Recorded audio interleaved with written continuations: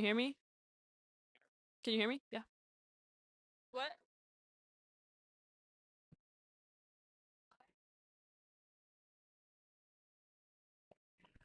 Test check. That one works. Here we go.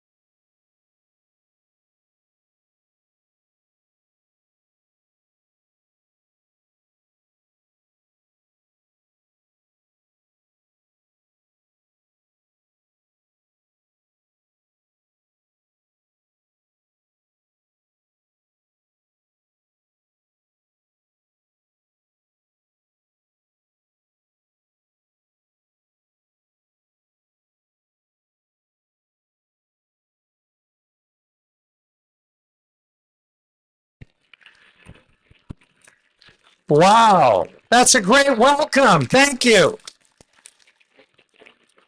Hello, Humboldt County.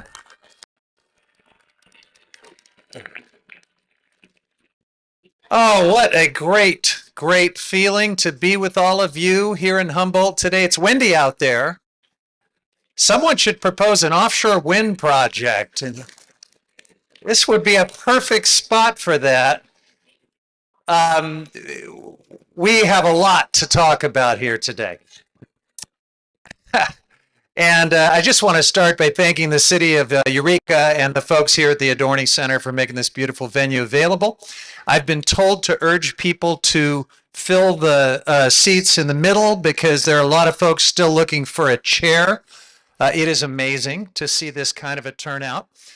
And gosh, I just wonder, how did George Soros find and pay all of you? How does he has really outdone himself here today? Um, as you're coming in, come on in, folks. There's still a few chairs.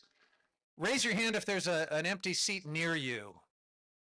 Okay, look for a hand and let's fill in as best we can. But folks, I love doing town halls and I used to do them all the time.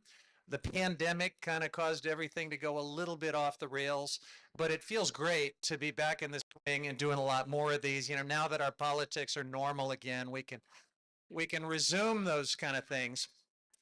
Uh, and I feel like it's so important because obviously this is what democracy is all about. It's a chance for you to have direct access to your elected representatives, to hold me accountable, to ask me to explain and defend the positions that I'm taking on your behalf back in Washington.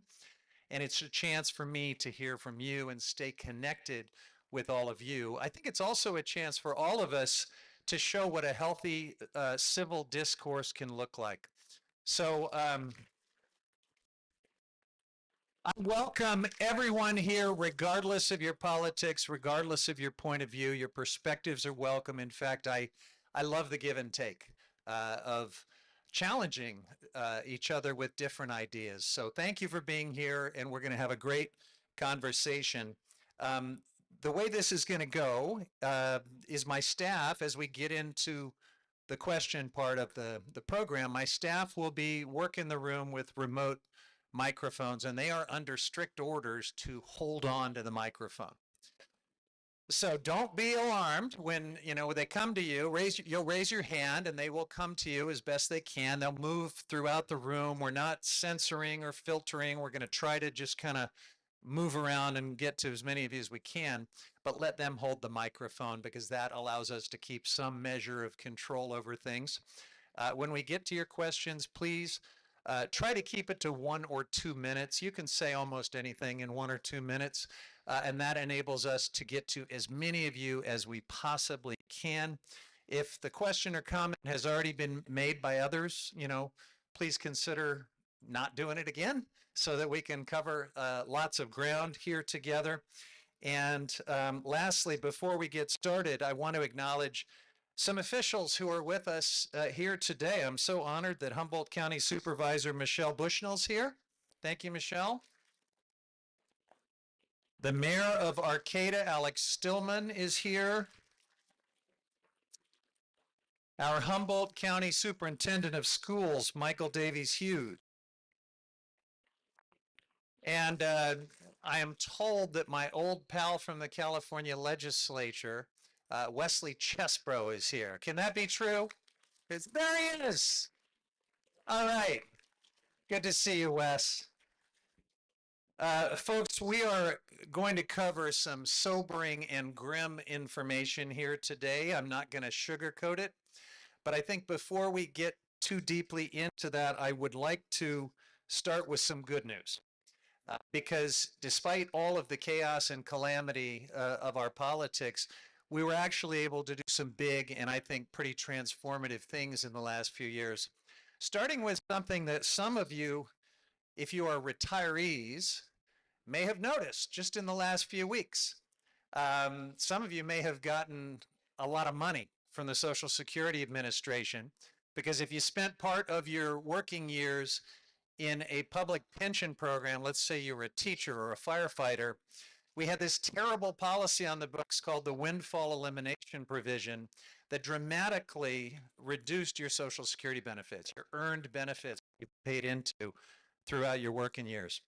We finally, after many years, and I co-sponsored this bill every single year, we finally got it to President Biden's desk and got it signed into law. And it's just making a huge difference for a lot of retirees. Now, I do want to clarify that even though that large check is coming to you now in the year 2025, Donald Trump had nothing to do with it, okay? We got that signed into law under the Biden administration, but I just want to make that absolutely clear. And I think you're also aware of some of the huge funding victories that we've had up and down my district for things like federal support for affordable housing, veterans housing, all kinds of long overdue transportation and water and clean energy infrastructure projects, including a lot of things right here in Humboldt. Of course, the $426 million that we got to retrofit a defunct facility here in the harbor and make it into the state-of-the-art modern heavy lift marine terminal that will support the offshore wind industry. Now, we're still going to have to fight for that funding because you know about some of the politics that are coming into play with offshore wind, but we are going to fight to make that the transformative infusion of federal investment that I know it can be, and I still think it will be. $37 million for the Klamath River Basin. We're so proud of bringing this river back to life.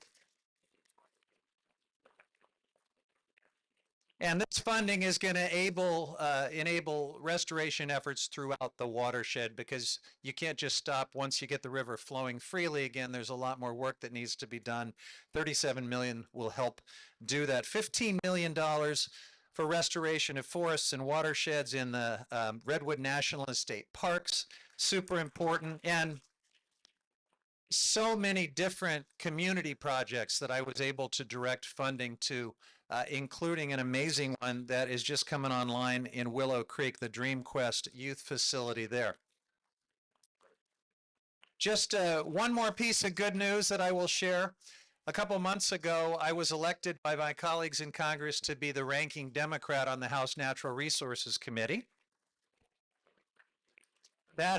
Thank you. That is something that has been a long-term aspiration of mine, and I think it puts me in a great position right now to defend against some really wrong-headed policies on the environment and natural resources. But in the long term, I think to really help direct some good wins and outcomes on policies that are near and dear to many of us. It's also part of something that I'm excited about, the generational change in the Congress, because I got this title because I had the audacity to challenge a very long-standing senior member.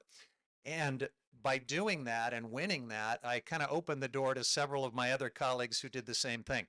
And so it's why we now have new leadership at the Judiciary Committee with Jamie Raskin, who is just a fantastic leader.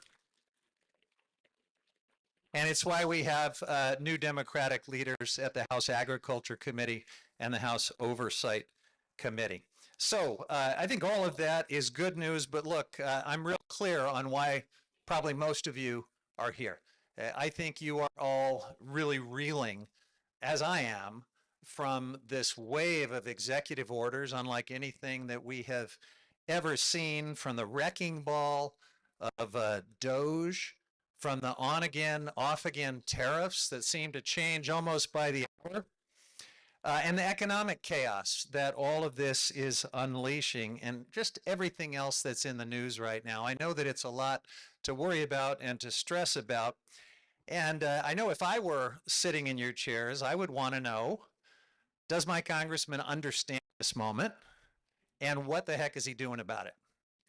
So, with your indulgence, I would like to just sort of share with you my take on where we are.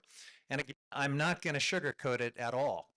I don't think it's hopeless. Okay, we're going to talk about some reasons that I believe there is hope, and we should have a lot of resolve and optimism as we go forward. But I'm going to be very clear about the peril of this moment. The truth is, I have never been more worried and alarmed about the direction of this country.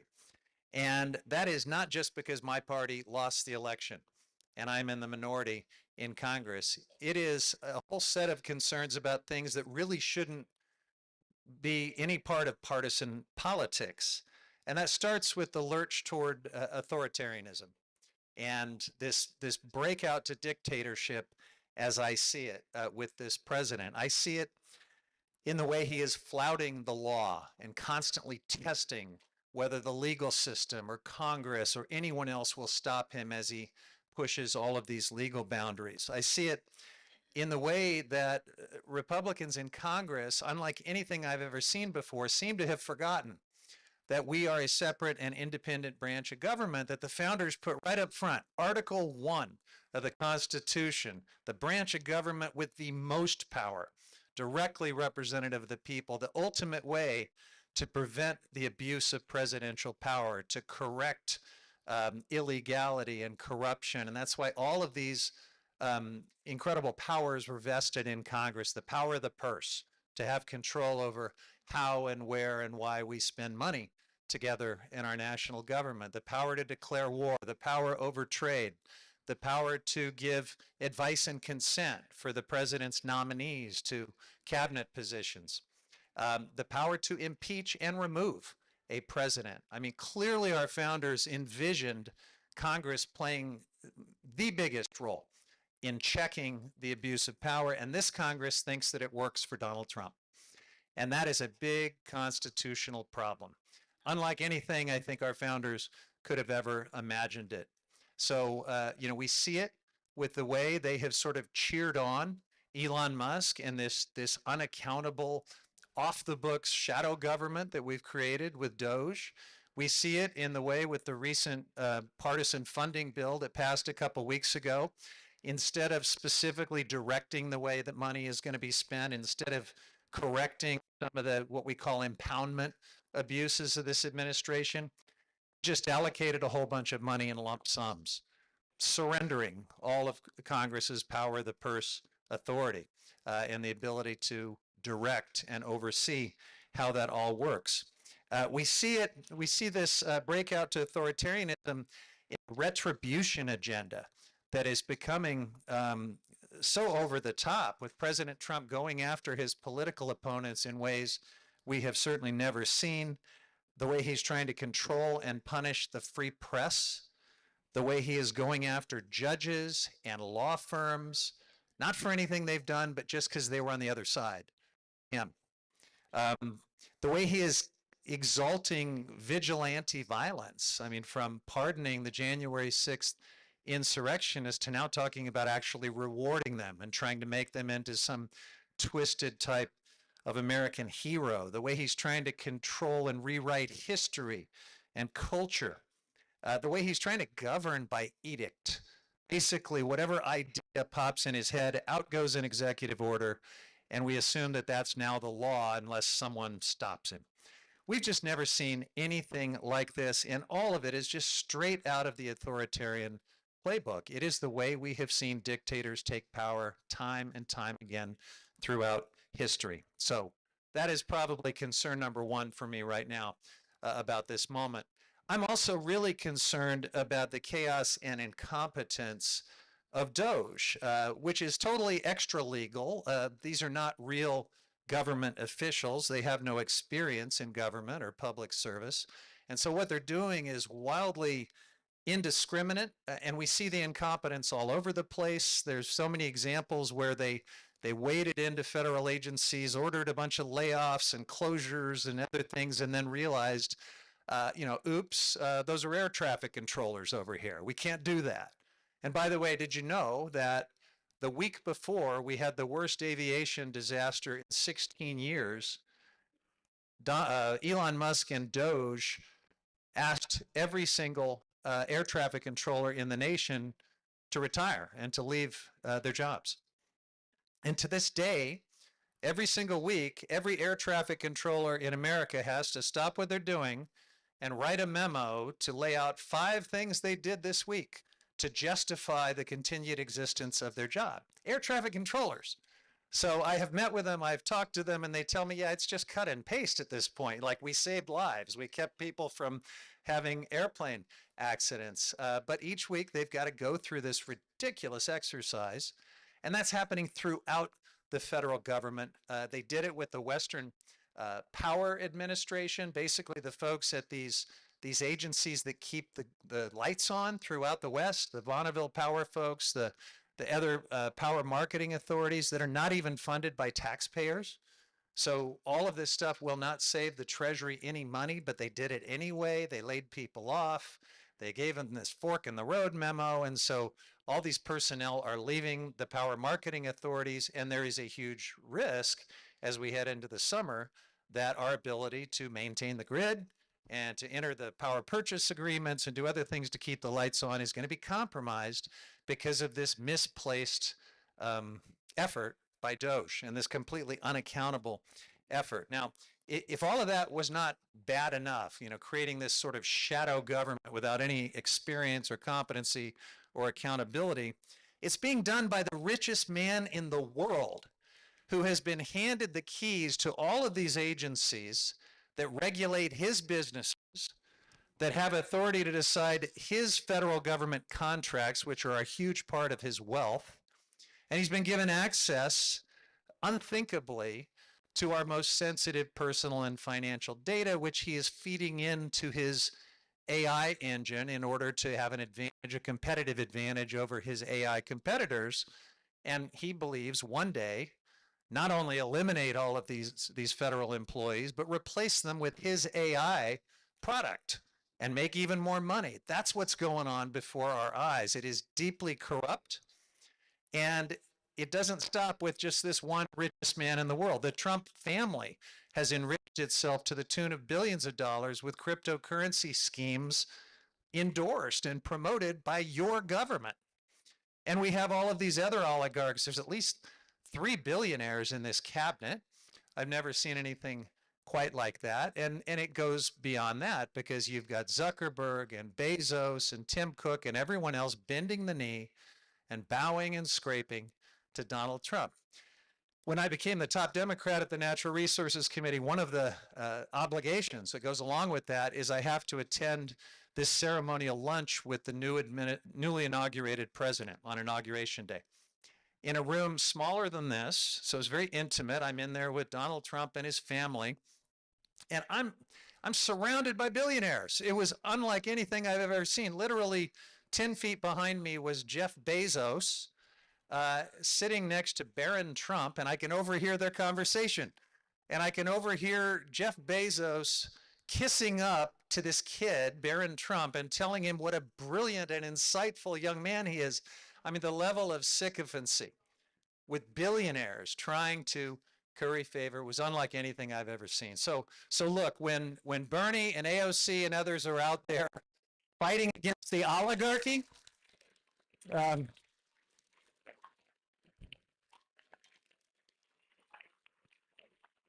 they're not making this stuff up. We absolutely have an oligarchy problem right now in the United States. I'll mention just a couple other things about this moment and my concern. I'm concerned about the loss of our values, about the basic erosion of decency and what I consider to be some of the highest American values. The way this president is vilifying our democratic allies, turning away from them, turning toward dictators, brutal dictators, including Putin and his war of aggression with Ukraine. I am concerned about the way there seems to be a delight in cruelty, in singling out some of the most vulnerable folks in our country and taking away life-saving programs and services and other things and kind of delighting in the suffering. You know, we've always had our differences in this country, spirited differences sometimes. But I can tell you as a Democrat, I have never wanted my Republican neighbors, my fellow Americans who are Republicans, to be afraid or to suffer or to feel some kind of retribution, or for one half of the country to hate each other, to hate the other half just because of their political party. And all of that is just happening now at a level that is completely disturbing to me, and I think, you know, terrible for the long-term durability of our nation, of our republic. So that's sort of where we are, and now you probably want to know what I'm doing about it. And I will just tell you that I'm doing everything I can. I am fighting this in every way I can with every tool at my disposal. And while I'm doing that, my staff and I have never been busier because we've got to keep governing as we fight this existential fight to save democracy. We're trying to help people navigate through all sorts of problems that they continue to have. We're trying to keep the lights on. And I say we're working harder than ever because in the middle of that juggling act, we know that we've got to take our communications game to the next level. We've got to make sure people understand what's going on, know what we're doing about it. And so I'm just really trying to be more active in that space than I ever have before. The information system that we have in this country, how people get and consume news and information has changed so much. And so we know that it's going to be fractured, it's going to be incomplete, it's going to be wrong in many cases. And that's why I want to do as many of these town halls and public forums. You're going to see me doing all kinds of other communication platforms to try to just break through this really broken and challenging information system in this country.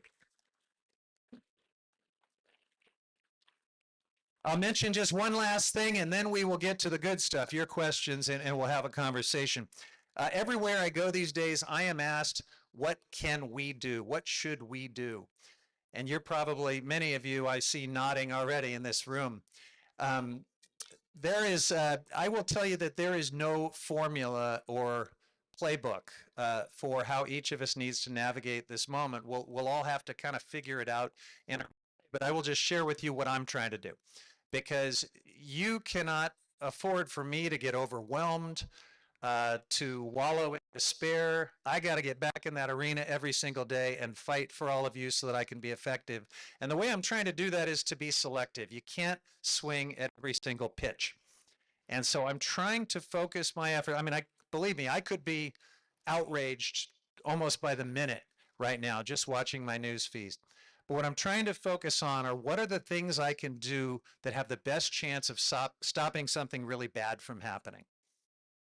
And sometimes I've got to focus on things where I have a moral or a legal obligation to be in the fight, even if I might not win it. And other times I've got to have some righteous fights that I'm probably going to lose in the short. I know I know in the long term, it's absolutely necessary to begin the fight now so that we can have that ultimate long-term victory. But I know each of you are going to find your own way to make a difference in this moment. And believe it or not, just by being here, that I think is part of the answer. Being together in community with other people that care about our country and care enough to show up and be part of a town hall. So thank you for that. Let's go to your questions. All right, my staff is going to find their way to you as best we can. Representative Where am I? Let me find you. Here we go. Okay, thanks. I appreciate your being here. I have a lot of concerns, but I'll repeat it. my biggest concern is that I receive all sorts of information from Democrats asking for money, Yeah. and telling me how they're going to destroy the Republicans. I don't care what happens to the Republicans. I don't want to be a part of destroying them. That's not our values. Yeah. I want to know what they are doing about things, just as you're saying here today, and look around. Not only are we here, all over the country, we are showing up, and we need our leaders to tell us what to do. Yep. Tell us how we. All right. Thank you for that question. Look, some of you probably get these shrill emails from politicians. The world is ending and so forth, and some of them, yeah, they may take that very pugilistic tone of we got to destroy the other side. I'm completely uninterested in that, and I hope you've never seen an email from me saying that stuff, because I will have a tough conversation with my communications team to make sure that stops right away. I hate it. I hate the toxicity of it, and it happens on both sides of the political spectrum. My advice to all of you is just put that stuff in your spam filter and ignore it, because it's not, in my opinion, productive. So, that's all I can tell you. The second part of your question, though, I've already forgot. I got so upset about the emails. What to do? All right. And here it is. This is like the question I get so much these days. Tell us what to do. I think I'm a pretty good congressman. I think I know environmental policy, and I've learned, and this is my 13th year now representing you, how to kind of work through this weird institution back in Washington and move the levers of power as best I can. I've learned how to do it both in the majority and in the minority, and believe me, it's a totally different toolbox when you're in the minority. And so I know the stuff that I need to do. What I'm not, though, is a community organizer or, a life coach or anything else. And so I have a little humility when I'm asked, what should we do? And I don't mean to duck the question, but, honestly, I think each of you should just do what you feel makes a difference in your community, in your family. And I do want to emphasize that being here and engaging politically in stuff like this is, I think, part of the answer to your question. Don't be alone. That's my other advice. I'm sounding a little bit like a life coach here. Do not sit at home alone and doom scroll through your social media feed, and certainly don't do it on Twitter, because that thing is completely toxic. It will just spin you into a depression or a state of rage or some other mental state that's totally unproductive. Be careful about where you get your information. Be thoughtful about it. Don't swing at every pitch. Be with other people. Don't be alone. That's about as far as I can go by way of advice, but I think it's pretty good advice. Yeah. Hi. Hello. Hi, Jared. My name is Alexandria Rumble. I'm a public educator in Humboldt County. I'll repeat it. How's that? This doesn't appear to be. I can hear it up here, but all right, use your teacher voice.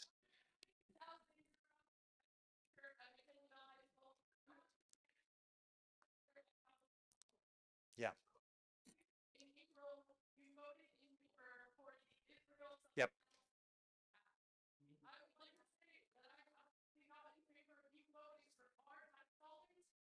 Okay. Yep.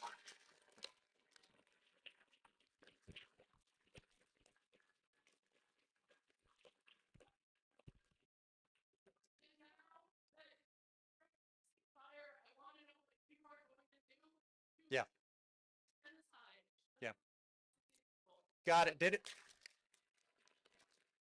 I think everybody could hear that question. It is about Gaza and Israel and a vote that I took a year ago to support military assistance to Israel, which is something that the United States has always supported. So look, I'm going to answer your question. I don't think we're going to agree on some of the details, but I think we all can agree that what's been unfolding in Gaza is horrific. I have been horrified by the way this war has been carried out. I am even more horrified by the fact that under this new administration, there seems to be a desire to rubber stamp even more of it, and to actually go into displacing as much as 2 million Palestinians from Gaza and the West Bank. Back to the corruption thing I talked about at the beginning, Donald Trump openly talks about using U.S. foreign policy and even the military to help drive these Palestinians out of Gaza and then go in and build condos and resorts. So we're in a dark place right now. We just are in the process of confirming the ambassador to Israel, former Governor Mike Huckabee. Yeah, I feel the same way, trust me, who believes that Israel has a biblical birthright to all of these lands and that he supports annexation and thinks that everyone else should just move out. So look, my vote, as is often the case on things like Middle East policy, not a vote between something that was totally good and something that was totally bad. I am often asked to choose between two bad things. And in my view, supporting the military aid that the state of Israel needs to defend its people while trying to use our influence to change government policies in Israel, because I don't like the current Israeli government. I oppose them on all sorts of things. But I don't want to throw the people of Israel under the bus because they're in a uniquely vulnerable situation. They have been since 1948. So that's the answer. I don't like what's been happening. I don't know how I'll vote the next time this question comes up because we're in a new place. But I tried to use our influence to redirect the Israeli government and the Israeli war plan, and it didn't work. So I'm not happy with the outcome either. But again, the choice often is between two lousy choices, and that's why I made the one I did.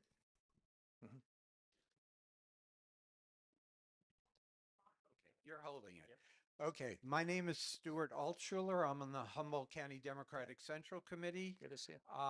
And I teach at College of the Redwoods in the Addiction Studies program.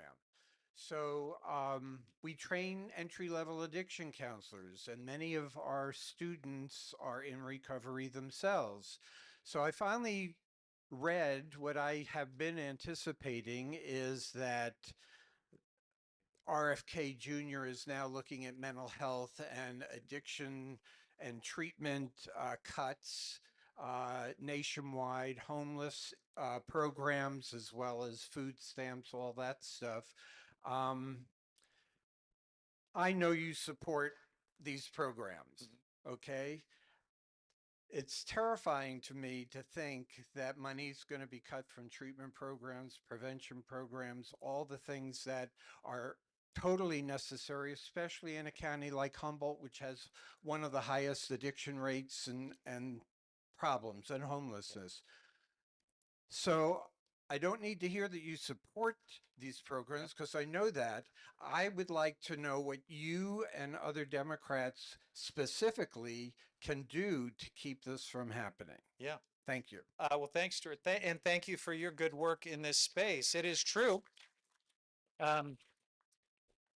that a lot of the science-based treatments and programs and just critical services are in danger right now. We have a singularly unqualified person running the Department of Health and Human Services, RFK Jr. So you are right to be very worried about this. And of course, in addition to the policy shifts that he wants, that many of which would take us away from science, away from proven therapies and services that we need, but he wants to destroy the workforce of this agency. So just your ability to process grants and to get the administrative support to try to keep the lights on in places that are serving this community is going to be imperiled. What am I able to do about it? Well, I am in the minority of this Congress. We're going to have to win an election for me to have the full set of tools in the House of Representatives where we can use our oversight authority, where we can reclaim our power of the purse authority, where we can do some of the things that would put us in position to hold this administration in check. And in the meantime, I will try to make the most of a more limited toolbox, which basically consists of minority oversight, and that often looks like angry letters. We will continue to introduce legislation, to call things out, to use our public platforms, to spotlight bad policies and bad ideas. We're doing all of that as aggressively as we possibly can. I am sure that I'm on multiple letters and pieces of legislation responding to this question in particular. But we are going to need some help from the courts when they try to do things that actually violate the law, which they're doing a lot. There's over 130 lawsuits already right now, and dozens of court decisions checking back these abuses of power by the administration. And many of these decisions are coming from conservative Republican appointing judges. So please don't think, you know, every time Trump loses a case, he claims that that judge needs to be impeached and there's some kind of a woke radical. It's just preposterous. These, in many cases, are rock-ribbed Republicans who've been appointed by other Republicans, including Trump himself, but they're upholding the law. And that's super important.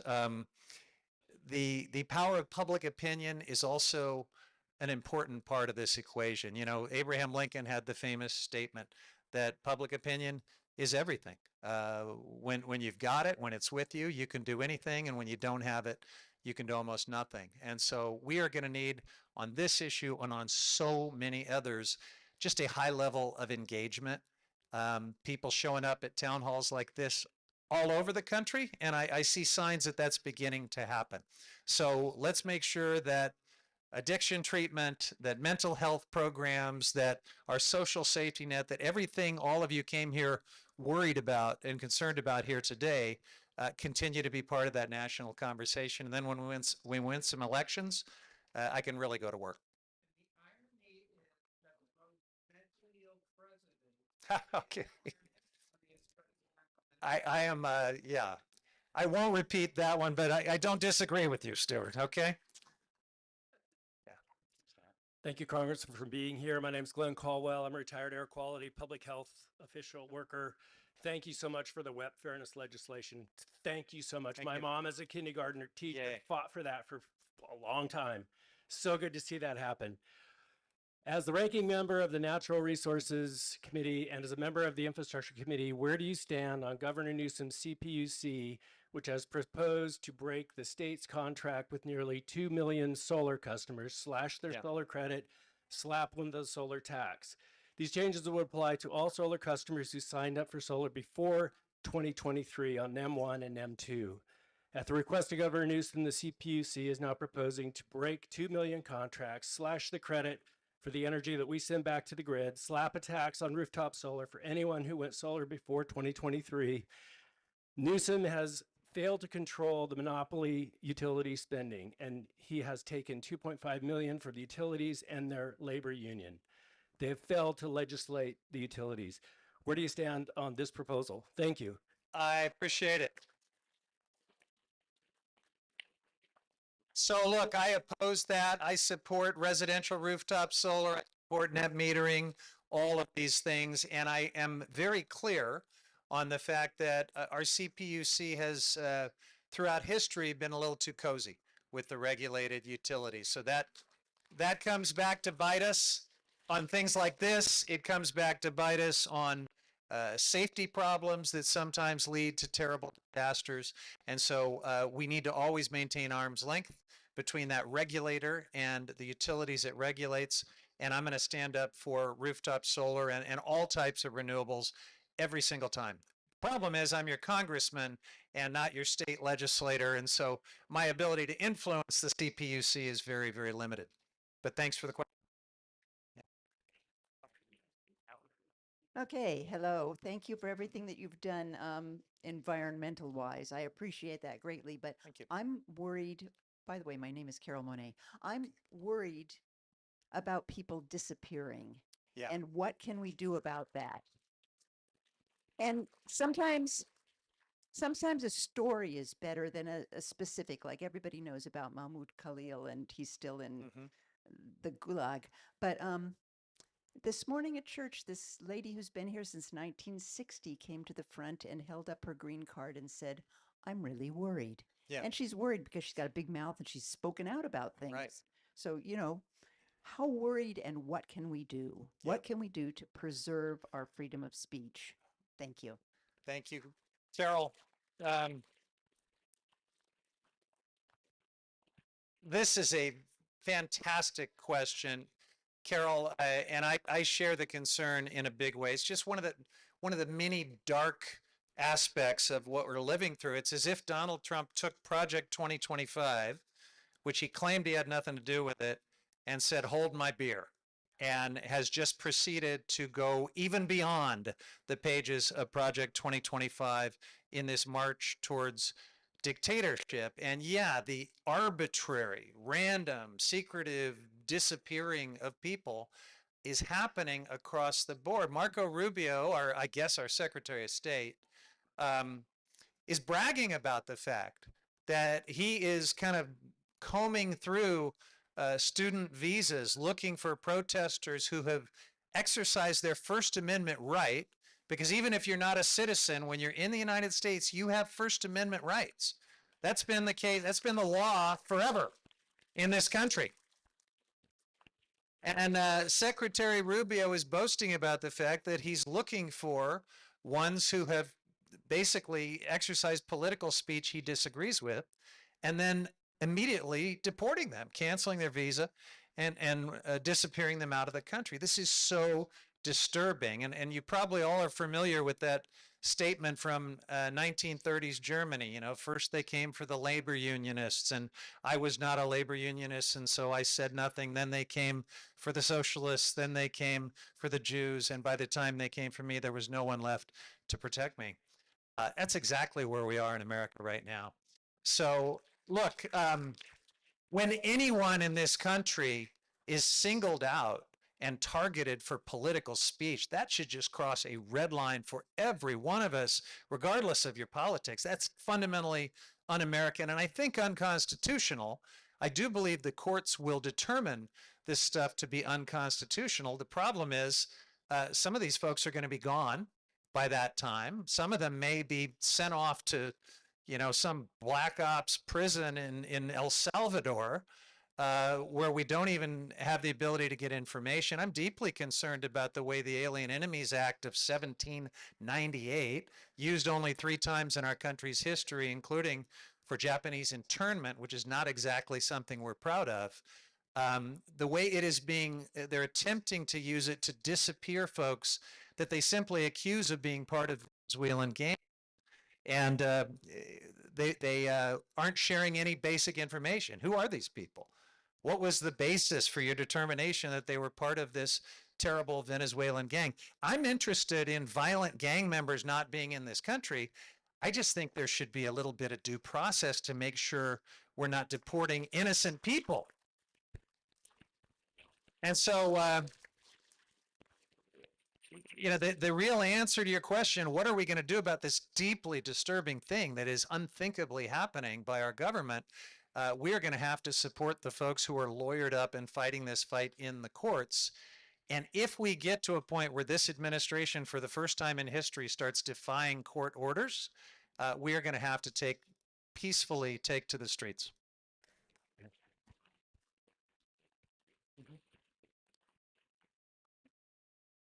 Hi, Chris Gilda. I'm over here, Petroleum Fire Chief. And I'm really concerned about the FEMA safer grants and the assistance to firefighter grants, and wonder how you can protect those. I'm also concerned about the National Fire Academy and how funding is going to be cut for that.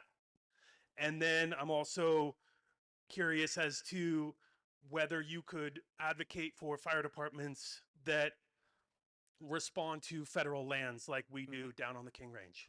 Yeah, thank you, Chief. I think this community appreciates what you do, Chief, and your colleagues.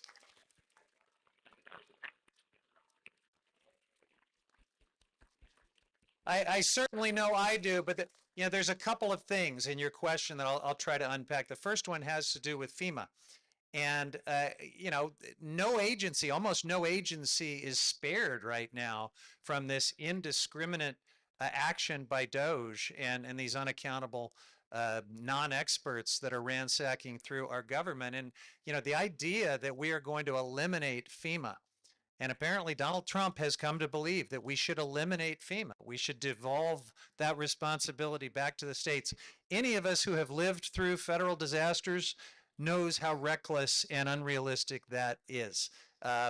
It's bad enough that he's asking federal employees throughout the government to stop the important work that they're doing and to spend their time combing through websites and materials and deleting words that are trigger words for the MAGA Republicans. Don't talk about climate. Remove that word. Remove pictures of the Enola Gay, apparently, because that makes us uncomfortable.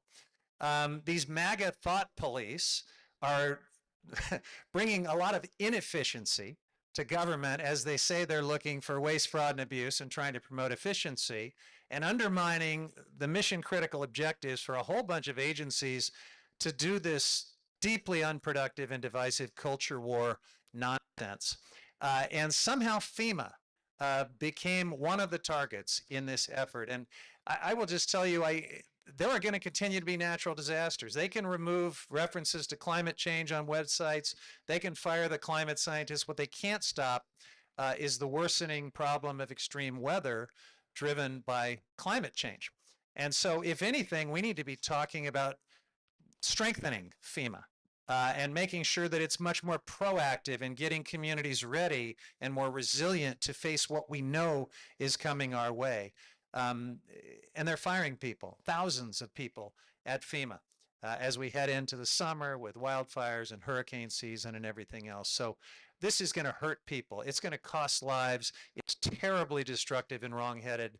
And all I can tell you on that score is I'm going to defend FEMA. I'm sure it's not perfect. I'm sure we can make it work better. And I want to work with people like you, Chief, that are in this business, that know what you're talking about, to try to make FEMA a lean, mean emergency management machine, right? That should be our goal, but you can't get rid of it. There's no way that states can make up for everything that FEMA does. They don't have the expertise. They don't have the resources. I mean, FEMA makes a tremendous difference in places where it's critically needed. So on the fire grants and other things that you're asking about, so much of that has gotten caught up in the funding freeze, and I'm glad that Shelter Cove finally got the $6 million that was held up for a couple of months. That's great. I can only hope, though, that the partners that they have in doing that work are still ready to move forward, because that project was thrown into limbo and looked like it wasn't going to happen. Certainly, we lost time in moving it forward, and you only have a narrow window of time to do these resiliency projects and get us ready for fire season. So we're going to be dealing with that on a case-by-case basis now.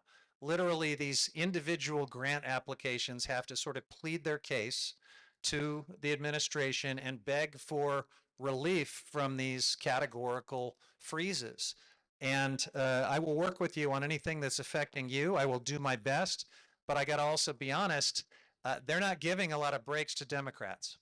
I have Republican colleagues. I've got Tom Cole in Oklahoma, had a National Weather Service facility in his district spared from the same office closures, facility closures, layoffs, and other things that are hitting the rest of the country. Tom Cole happens to be the senior Republican appropriator in the House of Representatives. So they've got a little bit of a concierge system for some and not for others. And that is going to be part of the challenge, but I will try to get us whatever relief I can. Hi, my name is Rima. I'm a local business owner.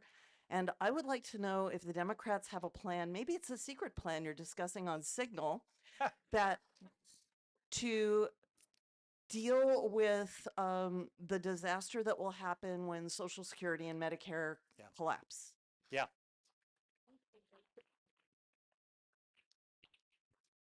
So our Republican colleagues swear that they are not going to get rid of Social Security and Medicare. And I will just tell you, I don't believe them. And I think all of you should be concerned about this. I'm not trying to just peddle alarmism, but when you look at what they are already doing to these agencies by way of their cuts and facility closures and everything else, I mean, they're hollowing out Social Security right before our eyes.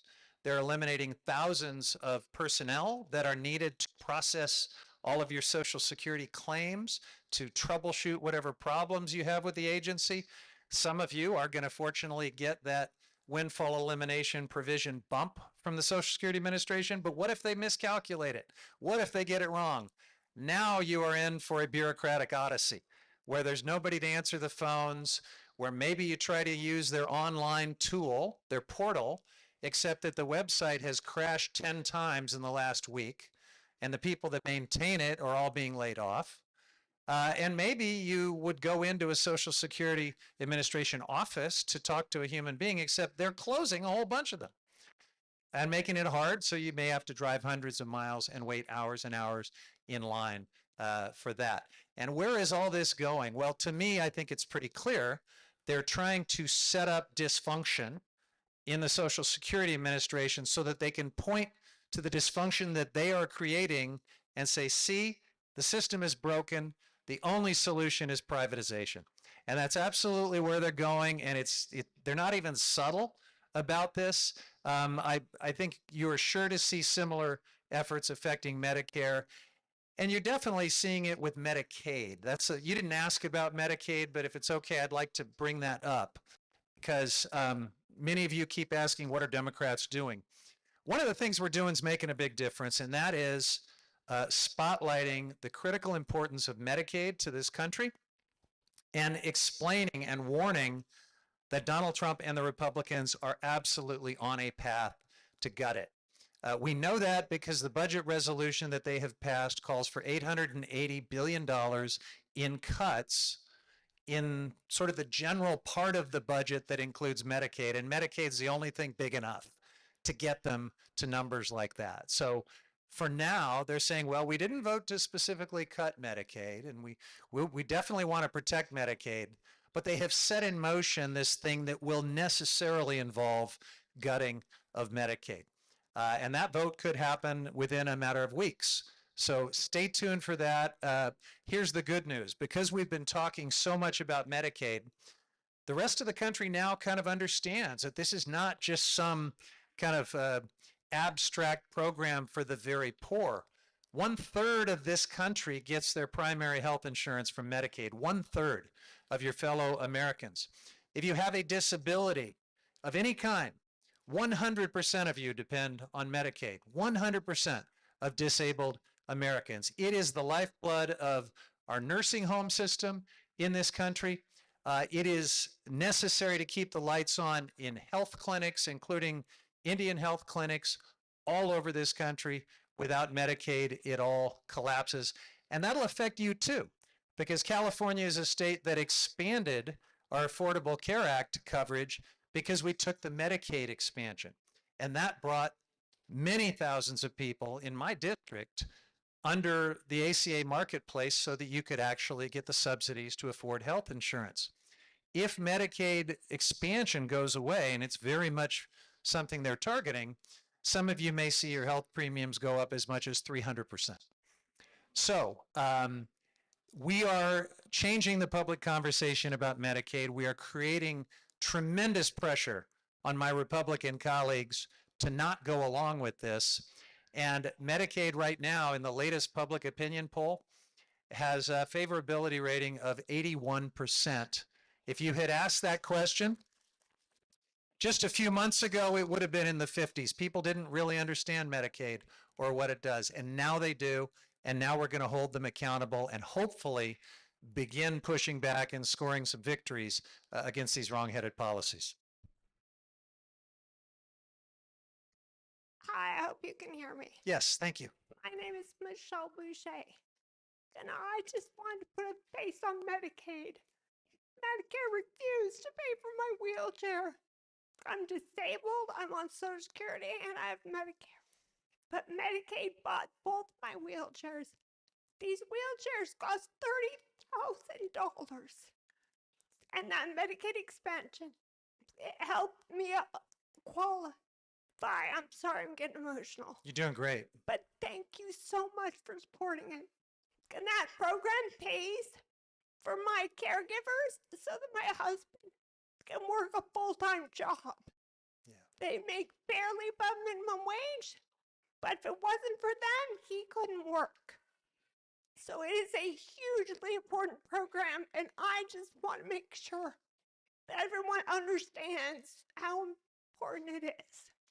It's not just for poor Americans.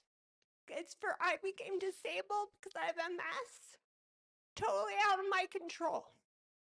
And it is so important that we support Medicaid because you never know who's the one getting benefits from it. So thank you. Wow.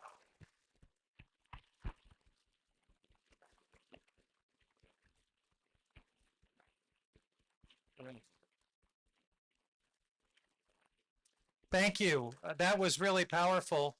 I had no idea as I was just defending Medicaid that you would be the next question, but I couldn't have asked for a more eloquent and powerful explanation for what's at stake in this. Thank you for the courage and the eloquence and for being here. We're gonna defend Medicaid. I promise you. We're gonna do what we can. Let me put a little more politics on the Medicaid subject. One of the reasons it's such an important issue for us to talk about is that my Republican colleagues in rural America have a lot of constituents on Medicaid, even more than most of us who represent blue districts, right? So my district, the second district, is roughly like the country. It's about a third of my constituents that depend on Medicaid. You go down to my colleague David Valadeo in the Central Valley, and it goes way up. A majority of his constituents depend on Medicaid. I think he won his last election by less than 10,000 votes. He's got more than 300,000 constituents on Medicaid. So Republicans who cut this incredible vital program so that they can give tax cuts to billionaires are going to have a lot of explaining to do to their constituents, and we are going to be making them feel the heat for sure.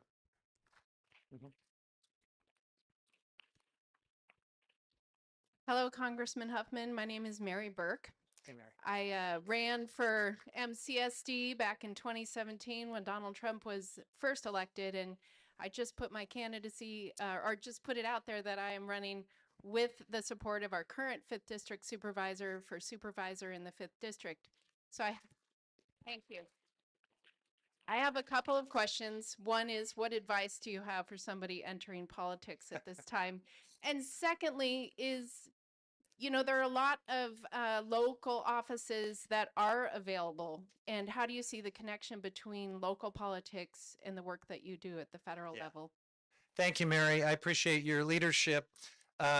So look, I think entering politics, especially at the local level, is more important than ever because this is something we still have total control over, right? The politics of McKinleyville or Humboldt County or even California do not have to be the politics that you're seeing on your Twitter feed back in Washington right now. We can set our own values. We can set our own priorities. We can make these local government and our local communities what we want them to be.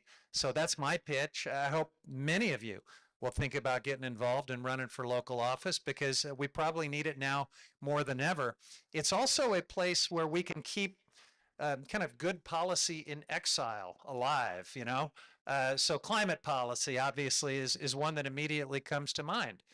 we've got to keep making forward progress on the climate crisis, even though we know that for the short term, we've got folks at the national level who want to try to erase it, who want to try to memory hole the entire crisis. They won't succeed, but they will slow us down at the national level, and we need to make up for that at the subnational level, at the state and local and nonprofit and other levels. So I would say more important than ever, and I hope that folks are still are not totally turned off of politics by the toxicity that we see. It's one of the reasons I want to do events like this, because you know, it helps us remember that we're all neighbors, we're all fellow Americans, part of this community, and working together, we can make it better. So thanks for running for office, and for the rest of you, think about it.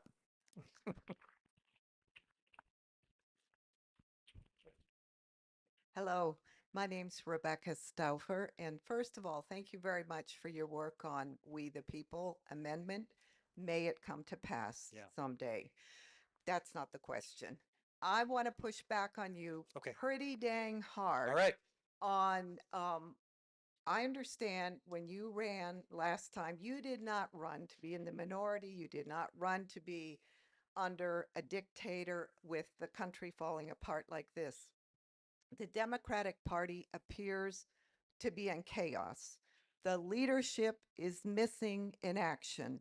Your toolkit, your toolkit is different, and I'm glad to hear you say that. However, it is not the toolkit we need at this moment.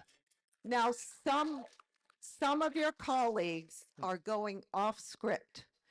And Ro Khanna went from Silicon Valley over to Bakersfield and spoke to people there.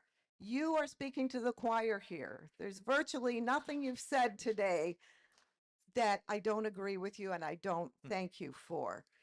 But, sir, you need to do more right now. And you need to get out and lead and show us that you are with us. We are hitting the streets on April 5th. Will you be with us? Yes. Thank you. If I'm in Washington, the guy holding your microphone will be with you. I promise. Wherever you are, there is a rally. Yeah. We need you guys out there doing more than business as usual. Thank you. That's good. Message received. I get it. I welcome it. I agree with it. You know, to the extent that you're wondering, you know, some have said, I think James Carville was the one who said, you know, Democrats should just take a break and wait for this to come around, and there'll be so much incompetency and overreaching that you just shouldn't do anything, just wait for it to fail. And, you know, I respect him a lot. In fact, I was just with him talking about this a couple weeks ago, but I disagree. I mean, you guys are not going to allow me to just do nothing while I wait for Donald Trump to fail. Or should you? So I am in the fight camp, and I promise you, just because I'm here today doesn't mean I'm not doing a whole bunch of other things, including going to a Republican district, which I'm going to do. Okay? I'm absolutely going to do it. But I want to apologize in advance. I am no AOC or Bernie. So I'm not going to produce like 14,000 people at a rally, but within my modest ability, I'm going to do everything I can. I promise you. Yeah. Good afternoon, Congressman. My name is Caleb Hare. I'm a proud veteran of the United States Navy. Thank you for your service. I hear your run-of-the-mill baseball analogy. I hear your like company lines.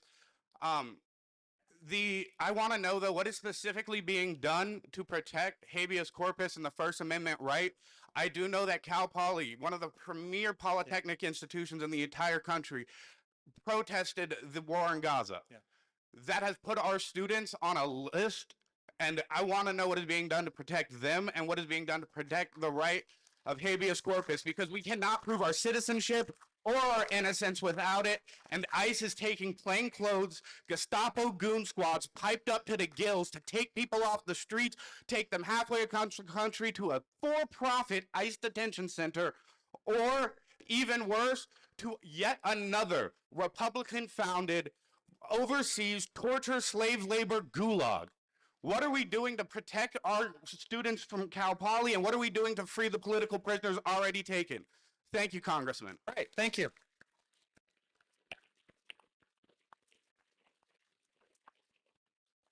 So look, regardless of what you think about the content of some of these student protesters and other activists around the country that are starting to be targeted, you have to defend their First Amendment rights and their basic freedoms.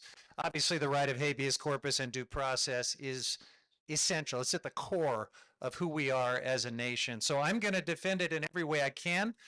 In the case of Khalil, within days, I was on a letter signed by dozens of my colleagues objecting to this action, asking hard questions, and doing what Congress is supposed to do, engaging in oversight. And I will do that every single time I hear about this happening. Now, that said, I'm not trying to be run-of-the-mill or whatever the term was, but I don't have the ability to issue subpoenas, don't have the ability to hold hearings or to use some of the other tools that the majority in Congress has.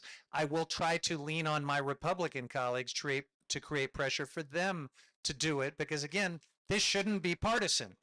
The other thing I will do, and I do think this is important, I do think this makes a difference, is that my colleagues and I in Congress are working very closely with the groups that are litigating against all of these things. Groups like Democracy Forward and the ACLU and many others who have been preparing for some of these scenarios for a long time. And some of you may know that I saw some of this coming last year. When I learned about Project 2025, I knew immediately, sorry, there we go. I knew immediately that it was not just some think piece that the Heritage Foundation had put together, that it was different, that this was a very specific blueprint for authoritarianism. And so I launched this congressional task force to stop Project 2025. And we did our best to warn the country about it and to put it into the national conversation. We were so successful in elevating and educating people about Project 2025 that Donald Trump had to disclaim it. He lied, of course, but he said he had nothing to do with it. And we now know that that's absolutely a lie, because he's not only doing all of it, but he's doing even more. So the reason I bring that up is because I started working with some of these groups and with state attorneys general on the litigation plans and strategies to stop these things many months ago.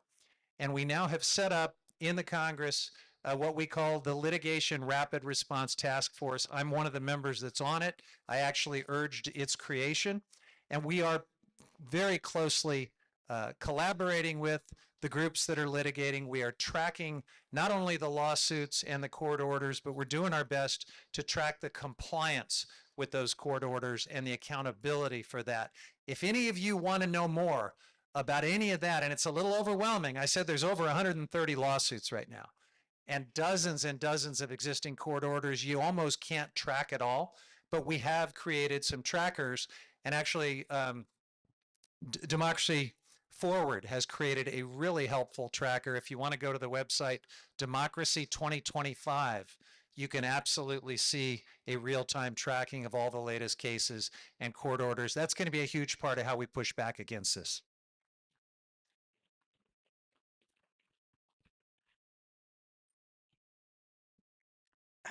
Hi, my name is Mary. I'm a retired nurse and I volunteer at our local food bank. And I'm quite concerned about all kinds of social and health, health and welfare concerns, especially about kids losing funding at school for school lunches, and our local farmers losing money through the food banks buying their products. And I'm feeling like since the feds, since Washington isn't following the rules, and California gets about 22, I think, % of our funding from the feds, what if our treasury in California just holds up the money we send to Washington and keep it here and spend it here in California for the programs that people desperately need. Okay, good question. First of all, let me thank you for working with, is it Food for People that you're part of? Well, the entire hunger safety net that we have in this community and across the country is so incredibly important, more important now than ever. And you're absolutely right. Grants have been frozen, programs have been eliminated, staff has been laid off, and that means people are going to go without food. I just can't imagine something more cruel and wrong-headed than that policy. And I think you alluded to this too. Tribal impact aid, which is something that applies in a big way in Humboldt County because the Klamath Trinity School District serves 3 different Native American tribes and gets millions of dollars from this tribal impact aid program in order to provide meals to folks who are absolutely vulnerable and desperate for good, nutritious food. That's potentially going to go away. So we are going to fight that tooth and nail. I think I will have some Republican allies in other rural communities around the country that similarly depend on these programs just so people can not be hungry. And I will try to get them to stand up against this guy that they think they work for. I haven't seen a lot of courage in my Republican colleagues, but maybe this issue, maybe special education, maybe a few of these other things that cut way across party lines can finally begin to help us identify some Republican champions for these things that should be strongly bipartisan. Now, you asked about withholding tax payments. Again, I'm a congressman, not a tax advisor, but I would, there's a little reality that interferes with the intriguing concept of withholding our tax payments, and that is that we submit our tax payments directly to the federal government and not through the state of California. So there's really no way for us to engage in that kind of civil disobedience, as good as it might feel. And I'm not going to advise anyone to withhold their tax payment. You should pay your taxes, folks. I want you to do that. We'll find other ways, though, to push back against these bad policies.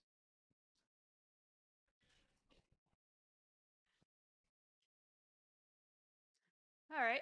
Good afternoon. I'm a bit of a local gadfly. Most of our elected officials here know me by name. I'm also one of the younger people here. You know, there's a lot of silver-haired people here, and that's great. But you know, you're missing a lot of the younger people. There's an adorable little kid over there. You need to reach out to us more. You need to stop listening to James Carville. I loved him when I used to. I disagree with him. I told you I disagree with him. I loved him when I used to watch him on Meet the Press when I was a teenager, but his time is, you know, it's not his time anymore. You need to be listening to the younger people. My question here is, we have more than half a dozen cabinet members who committed a serious national security breach. This is something that a member of the military, if they did that, would be court-martialed for. One of them is a member of the military. Tulsi Gabbard is a colonel in the U.S. Army. My question is, why are you or any of the other Democrats in the House of Representatives not moving to impeach all of these cabinet members? Thank you.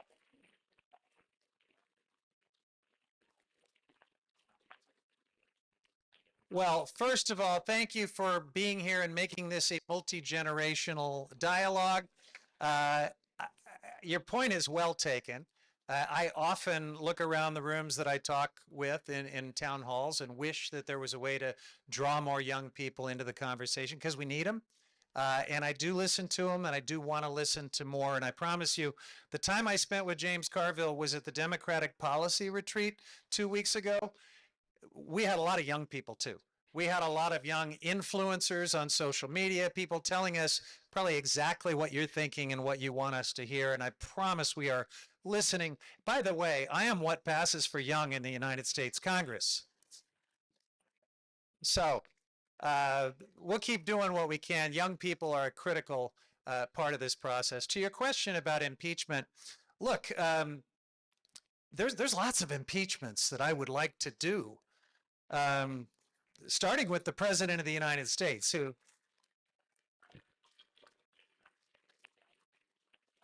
I think in any other time in the history of this nation would have already crossed the Rubicon into high crimes and misdemeanors so many times that, well, he's already been impeached successfully twice, but we'd be well underway with the third impeachment by now. The problem is, you know where impeachment lives in the Constitution?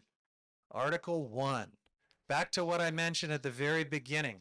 One of the most distressing aspects of where we are in this moment is that Article 1 has ceased to have meaning because this Republican Congress is so either intimidated by or enraptured by, as part of this cult experience, President Donald Trump, that they don't consider themselves an independent branch of government, and they would never allow articles of impeachment to develop into an inquiry or a vote.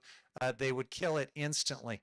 And many of my Democrat colleagues know that it's just in this Congress, in this politics, it's just dead letter that lives somewhere in Article 1 but has stopped having meaning. We got to get back to a Congress that is an independent branch of government and that does look for high crimes and misdemeanors, no matter who committed them, whether they're with your party or with the other party, and takes that constitutional role seriously. But right now, it would just feel good, maybe for a minute, to introduce an article of impeachment. But that's time I could have been spending on something that's actually productive. The danger in this moment, everyone agrees we got to do something. I hear it everywhere I go. And the danger in this moment is we all know we got to do something. This is something. Let's do it. And I hear a lot of somethings that are coming from a very well-intended and good place, but are just not going to lead to any outcomes that make a difference. And I have to try, kind of back to my point about not swinging at every pitch. I got to try to focus everything I got on the levers of influence that I think have a fighting chance of making a difference.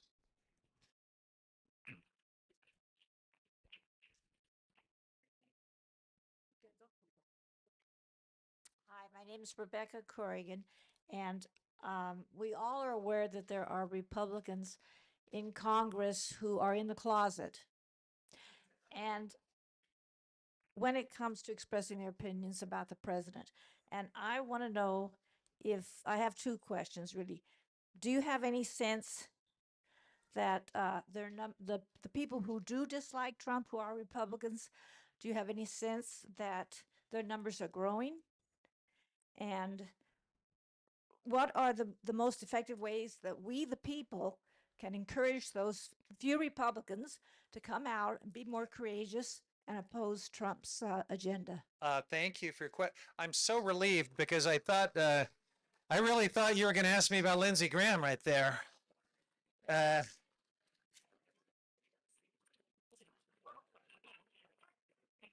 know I shouldn't go there.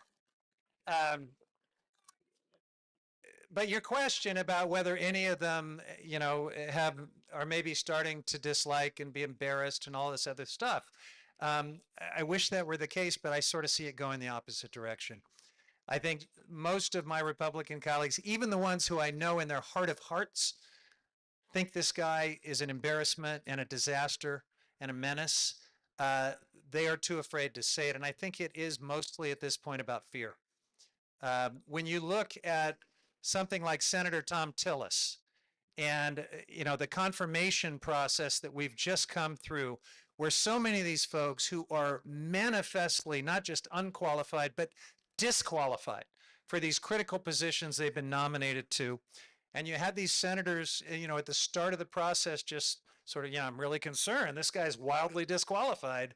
I don't think it makes sense to have RFK, doing vaccination policy in this country. And you have Dr. Cassidy from Louisiana, kind of saying, I believe in the polio vaccine, all these other things. And then one by one, they all cave and vote to confirm these totally disqualified and incompetent and corrupt people who are now engaging in signal chats where they're spilling national secrets in reckless ways that would be court-martialing offenses for people in the military. So no, I don't have a good or hopeful answer to your question. I think it's going in the opposite direction. I think what will change that is when we create some kind of a counterweight, a political counterweight to Donald Trump. We've just got to make sure that some of these Republicans in purple districts feel more pressure from their constituents than they feel from the MAGA trolls out there who are threatening to dox them and their family or to sue them for defamation or to do any number of these other things that are meant to intimidate and bully them into submission. And that's up to all of us. It's up to just being part of an awakening and engagement that builds to a point all over this country that we take our country back. It does have to be fast, I agree, but it won't happen instantly. This will be a sustained effort. This is going to take months and months, and we're all going to have to stick with it. Who's next? Back here. Hi, my name is Beth Herman. I work for Open Door Community Health Great. Centers. And we basically are responsible for the majority of healthcare in Humboldt County. And I'm very concerned with the cuts that we will no longer exist. Yeah. And I just don't know what that looks like for Humboldt. So Yeah. I'm wondering, you had mentioned that at some point we'll need to take to the streets. You mentioned that you are no AOC or Bernie, and I'm just wondering how we can encourage you to be more like that. Yeah. And where is the line where we take to the streets to stop this fascist takeover of our government? Because we know from Nazi Germany, it gets harder and harder. Yeah. We know from what we saw in Israel and what, not just Israel, but what the US has done to the Palestinian people. Yeah. We see it just gets harder.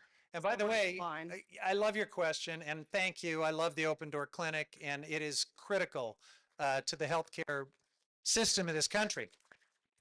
Federally qualified health centers that depend in a big way on Medicaid and the Medicaid expansion that brings private pay customers into the Open Door Clinic. So it's all connected, it's all related. So much in your question to unpack there. I mean, let me start with the fact that we're talking about, taking to the streets and being part of a nonviolent but powerful citizen movement. Let's, whatever you may think about Gaza and Israel, the people of Israel are in the street now.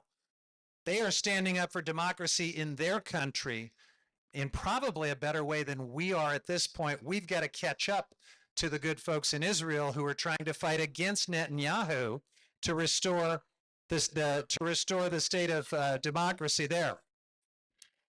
It is not a lie. They're in the streets today, right now.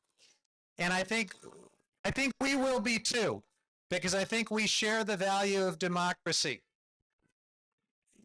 We can get to you. If you'll raise your hand, I promise we'll get to you.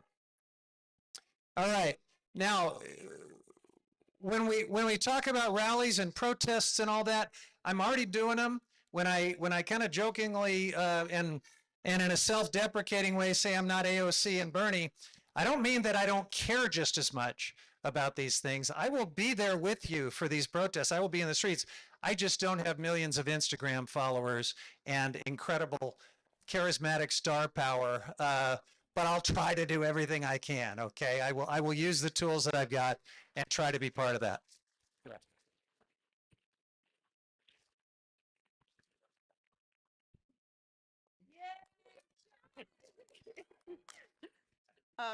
Congressman Huffman, thank you so much for having this town hall.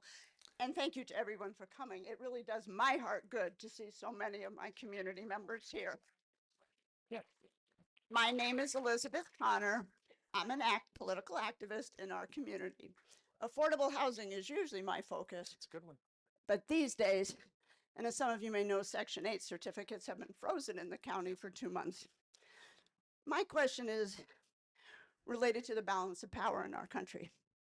When the framers of the Constitution, they knew they were coming from a king. So they had a judiciary, an executive, and a congressional branch, and a balance of powers.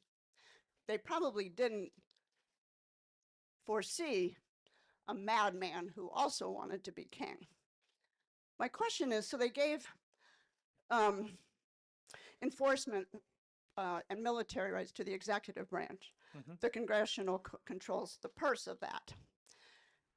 What enforcement powers does the judicial branch have? And is there anything that you guys can do about it?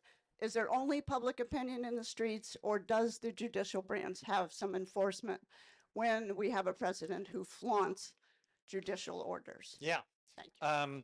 So we do have a third branch of government, and if Congress would get in the game, we would have two branches against one to make sure that we have these checks on abuse of power. I still have some confidence that the judicial branch is going to hold up, but make no mistake, there's a reason why Donald Trump is going after every judge who rules against him and trying to caricature them into some woke liberal, in some cases in preposterous ways. These are often conservative judges, but trying to activate the tool of impeachment to go after judges just because they ruled against him. And I'm encouraged, actually, that Chief Justice John Roberts has spoken out about that. That's a pretty good sign that the judicial branch, even with a conservative Supreme Court that I disagree with very much, is still going to uphold the basic rule of law. And then the question is, what does that mean? I mean, we know that the Supreme Court, I don't mean to wax, into a history lesson here, but thanks to Marbury versus Madison, all of you lawyers out there, we know that there is judicial review, that the courts will rule on the legality of federal laws and executive actions. But then when they issue their orders, what happens? They have kind of a limited toolbox to actually enforce them. They have some civil contempt powers that can get around the president and go directly after some of these folks like Elon Musk, like these cabinet secretaries, and impose financial penalties and other civil contempt remedies against them. And the president can't do much about that. So there is power there. What we don't know is whether the president will actually comply with a final Supreme Court order that he absolutely hates. And there's sort of this legend out there that Andrew Jackson, once upon a time, said that the Supreme Court has issued its ruling, now let them enforce it, right? We've all sort of heard that apocryphal story. It didn't happen. This is what's interesting. The historians of Andrew Jackson will tell you he never said that. There was never a Supreme Court order that told him not to remove the Seminoles from Florida. It was a Supreme Court order against the state of Florida. And so when Andrew Jackson, as president, marched the Seminoles on the Trail of Tears, he was not violating a court order. If Donald Trump goes there, it will definitely be the first time in American history a president has openly defied a court order. And for that reason, I think a lot of the experts that I trust on this believe he won't do it. He may bluff. He may talk about doing it, but it would unleash the mother of all public backlashes. And look, let's keep our eyes wide open. He might go there. But if he does, I think the backlash will be unlike anything we've ever seen, and it will probably be his Waterloo. He hasn't done it with a final court order. Right now, he's saying with this Venezuelan deportation thing, right? They're fighting back and forth, and he's invoking state secrets to not give the details about when the planes flew and about the deportees. All of that is going to go back and forth through the appellate court system, and we will see. We will see whether there is accountability and compliance, but sometimes it does bounce around through the process of judicial review. Stay tuned, but I don't think it's fair to say that he is yet in open defiance of a final court order. He's using some rhetoric that's very disturbing, and we should be ready for that possibility, but we're not quite there yet. Congressman, I think we have time for 2 more questions. Okay. Oh, that's right. President Trump said the tariff is a beautiful word. The American public will pay for that, and that will allow the tax cuts for the rich. Can you explain that? Are tariffs beautiful? Well, I think the way Donald Trump is using tariffs is just part and parcel of his march towards consolidating authority and being a dictator. He wants to use tariffs so that he can kind of dangle them and withdraw them and just create these powerful levers that he can use to reward his friends and punish his enemies. And he's just trying to have power through tariffs. Now, tariffs are a tool of trade. Trade is one of those Article 1 things. It's supposed to be Congress. And it's just one of the examples where over the years, Congress has ceded its power to the executive. But we have passed legislation that gives the president, under certain emergency situations, the power to use tariffs to protect the national interest. And that's why what you see him doing in the case of many of these tariffs is declaring some bogus national emergency and then trying to use that emergency tariff authority. You may not have read about this a couple weeks ago when the government funding bill was passed, but one of the most disturbing things in it is a little provision where Congress agrees not to override Donald Trump's emergency authority to levy tariffs.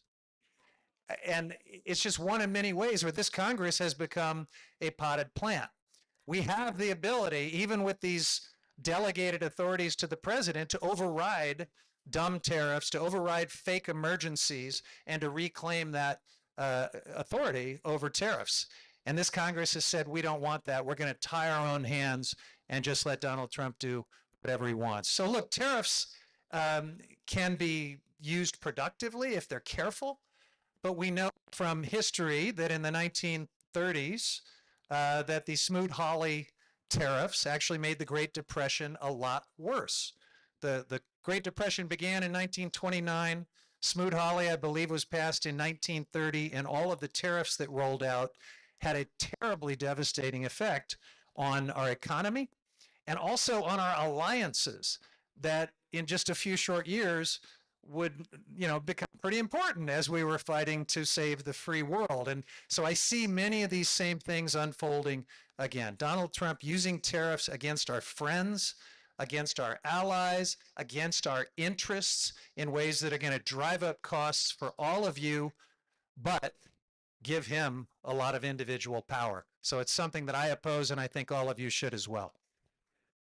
Mm-hmm.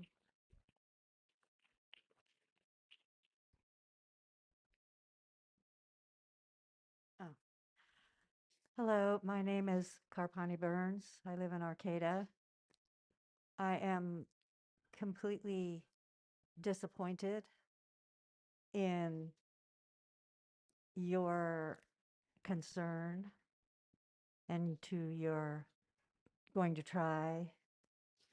I'm not feeling anything concrete, and I'm wondering also if you have taken a look at your moral compass lately. The concern I have came after watching a young Palestinian father holding his son's head and saying goodbye after Israeli forces slaughtered and just shredded his body. That was very traumatizing. I care about what's happening in Palestine. I care about the tens of thousands of people that have been murdered. And I have not yet seen one move on your part to care, to do something, except continue with your votes for arms to Israel. You continually say they have a right to defend themselves. They are not defending themselves. They are butchering a people. And it's called genocide. When will you find in your morality where your human being has become disconnected to your politics? Yeah, thank you for the question. Look, I don't think I can probably satisfy you with my answer, but I will tell you this. If you're wondering if I find the violence in Gaza to be morally repugnant, I do. I promise you, I really do. I am horrified by it, including the scenes that you described, which are really happening. And I wish there was something I could do, more that I could do to stop it. But I've not been sitting on my hands. I know you disagree with my vote to provide assistance to the state of Israel, and I know some of you disagree with my position that the state of Israel has a right to exist. There's a debate about some of this stuff. But well, let me try to answer the question, okay? I'm gonna do my best. It's easier when I'm not being yelled at, though.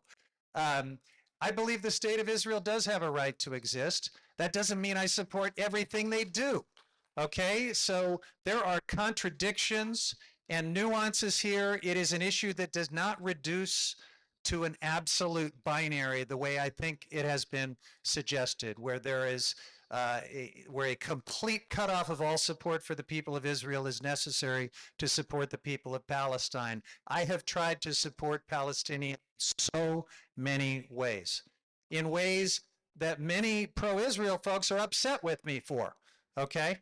I'm probably in a position where I please absolutely no one on this issue, but I do believe that the state of Israel as a Jewish and democratic state should exist. I support them.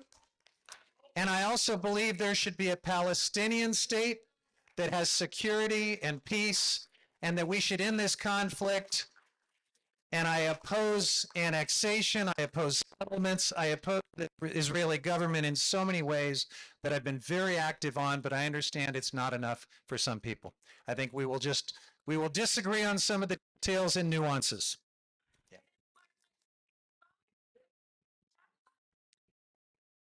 And I'm opposing that. You do know this, right? You do know that I'm opposing those actions. I'm doing it in every way I can. But you know what? Maybe getting thousands and thousands of people not to vote for Democrats in the last election because they weren't perfect with what you want was a dumb idea.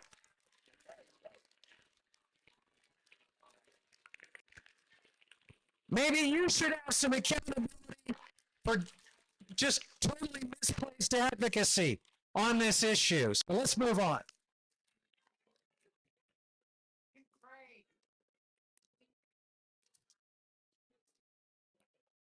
Last question there, Congressman. Last question. Yes, I'm Mike Morton. I've lived in this county my majority of my life. I want to first thank all you people for being polite. This man is here doing his duty. And I also want to let people know, if you don't think our medical, I don't care what your political views are, if you don't think the medical association in this country is good, let me tell you a quick story and I'll end it. My son played basketball. My son was a coach. He was all kinds of good stuff. One morning, I woke up, breakfast. Yeah, you know, there's bombs on the couch. What's that? There's bombs on the couch. Oh, okay. Yeah, they come from the biodome. What? Biodome. Well, after about 3 years of pounding the internet trying to find out why my son was locked in his room and thinking this, psychiatrist went to the county, looked at the guy, and I said, those are your people you're going to look, have business with today? Yeah. Got up and I said, thank you. He goes, where are you going? I go, this was the 5th time he was in Sempervirens. I said, you don't have time. Went out and got a very good psychiatrist. He still sees and is a friend of his.